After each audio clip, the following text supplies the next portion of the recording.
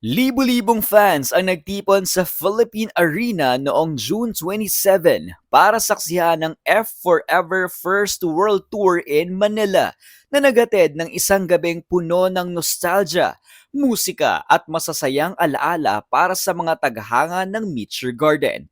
Pinangunahan ng tatlong original members ng F4 na sina Jerry Yan, Vic Chu at Vanessa Hu ang concert kasama si Ashin, lead vocalist ng Taiwanese rock band na Mayday.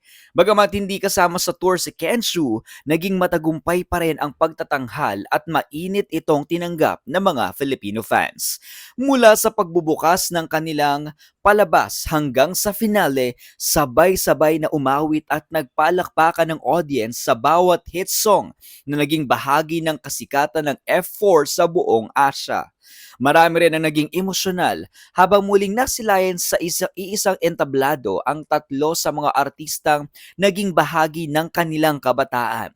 Nagpasalamat naman sina Jerry Yan, Vic Chu, Vanessa at Ashin sa mainit na pagtanggap ng mga Pilipino na matagal nang kilala bilang ilan sa pinakamatapat na taga-suporta ng grupo sa Asia.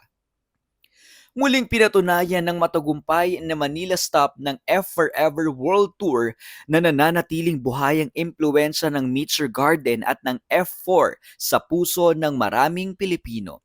Makalipas ang mahigit 2 dekada, patuloy pa ring bumabalik ang alaala at kasabikan tuwing muling nakakasama sa entablado ang mga artistang minsang bumihag sa isang buong henerasyon.